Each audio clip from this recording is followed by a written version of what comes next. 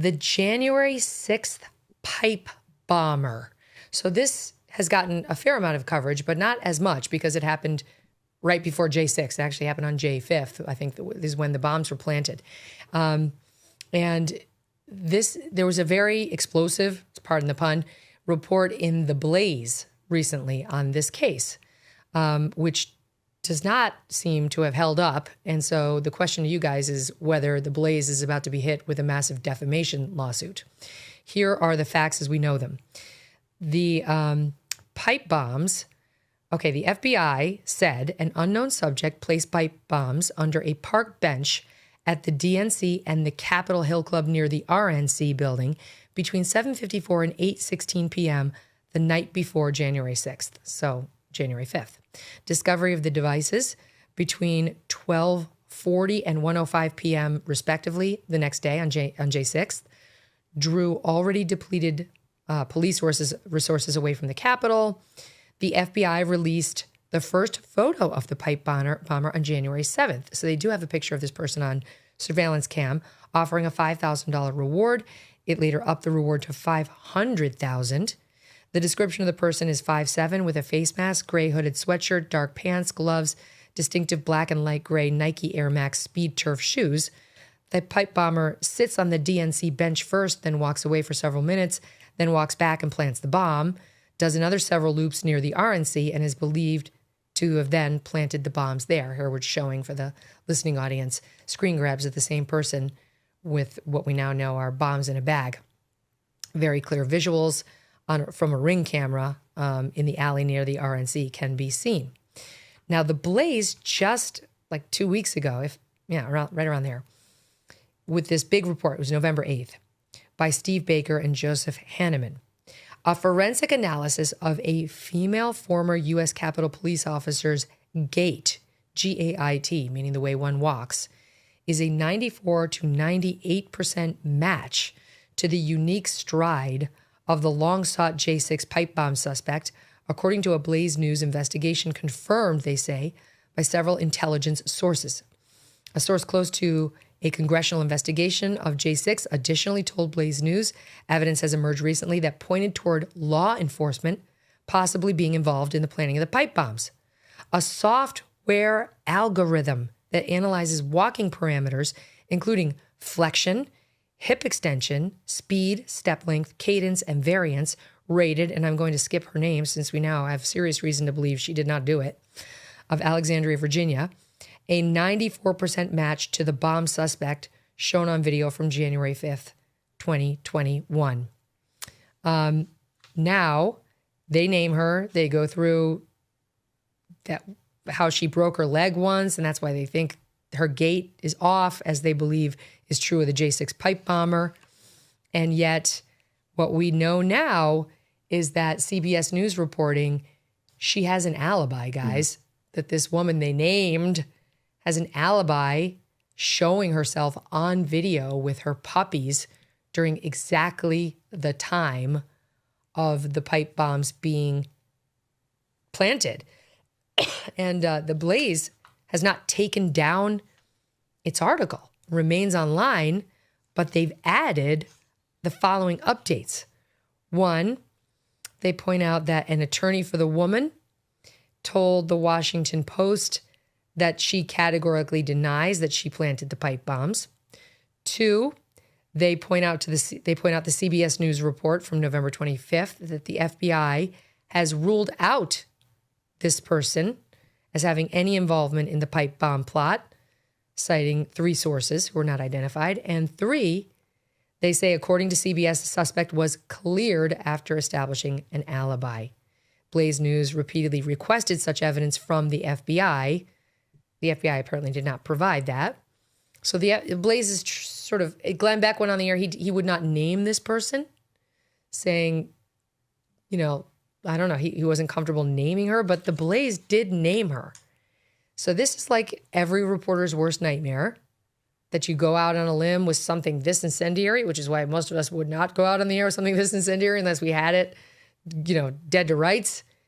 And now the woman's saying she has an alibi. And you tell me, Phil Houston, whether a big old defamation lawsuit is coming. Yeah, it very well could be. And look, you're the journalist of the three of us. I am not a journalist. I'm simply a lawyer, but I know that there are things called like junk science, for example, that get a lot of people convicted wrongly in America. And so I know that it's very dangerous to use junk science in a courtroom. So it stands to reason that it would be dangerous to use junk science to name someone as the perpetrator of a crime in a media report. This gate analysis, it hasn't yet met the standard in the United States. We would call that the Dalbert standard. It's the standard for the admissibility of scientific evidence. But this stuff has a very high, I guess, failure rate, upwards of 30% in real world settings. And so you've got variables such as lighting, you got temporary conditions like someone might be injured for the moment, but then they walk a different way later. There's subjective pieces of it that can change from one person to the next, making this comparison. And we don't know what kind of source code goes into this, this software that was used. And so it's the kind of thing that, if you're law enforcement and you want to use this as maybe a tool that might make a suggestion as who you might want to look at, and then you'd have to confirm it and verify it through some other type of corroborative evidence. But to use this exclusively to name a suspect seems extremely reckless, in my opinion, something I would not do. And if I were a lawyer representing a media company, I would definitely say do not do it, because the risk of defamation is extremely high. Same. Sorry I called you Phil Houston. That's my CIA spy the lie guy, but you're both in the business of truth detection. That's all right. Phil Holloway, similar, same initials. Dave, what do you make of it? You remember the name Richard Jewell? Yeah. Yeah, he was. Yeah, he was the security officer who was blamed for the Olympic Park bombing, and it was false. And he got a massive Most people think he still did it. That's the Most problem. people still think he did that. Yeah. Right. Keep going. No, and that's the problem here. The Blaze could have retracted it and mitigated their damages, but they didn't. They're explaining it away. And that opens them up to punitives, because we know now that this is not the person who did it. And they're still going with the story, although presenting, both sides of it. Here's the issue. She's not a public figure, so it's a much lower burden to prove defamation. And here you had the Blaze relying on an unverified draft memo that came from Tulsi Gabbard's department, along with disputed software, which Phil correctly mentioned. And the fact is that the FBI never charged her. If the FBI had charged her, it'd be a different story. So you have all this stuff that leads to a potentially massive defamation lawsuit. And I don't know why the Blaze would continue to go with this story, because now in doing so, it's now opening themselves up to punitive damages. Just keeps getting worse for them. Oh, God. Well, I love the guys at the Blaze, and I know them to be honest reporters. I think if this is wrong, it's an honest mistake. But I'm going to guess, Phil, without knowing, the only reason they would leave this up is they still believe it. That that we say it's an alibi video, but they're saying it hasn't been provided to them by the FBI. Maybe they're not comfortable with CBS's reporting that it's a legit video, the timestamp of which is legit. You know what I mean? Like, they haven't seen it themselves, and they didn't make it up. You mentioned the Tulsi memo, which is, I guess, important to how they got here, and that was, as I understand it, somebody in the DNI's office, Tulsi's office, generated some memo because someone brought a tip to them, is how I understand it went down, saying maybe it was this gal. And since this gal is still working in the government, they had some sort of an obligation to let her employer know within the government, this allegation has come in against your employee. Look into it, or we're looking into it, or the FBI's looking into it, just in case. Like, if she really were a pipe bomber, it'd be something that they'd want to know. And I think that's what somehow got leaked to the Blaze. But even Tulsi's now distancing herself from that, saying, I was out of the country when that shit went down. I have nothing to do with that. And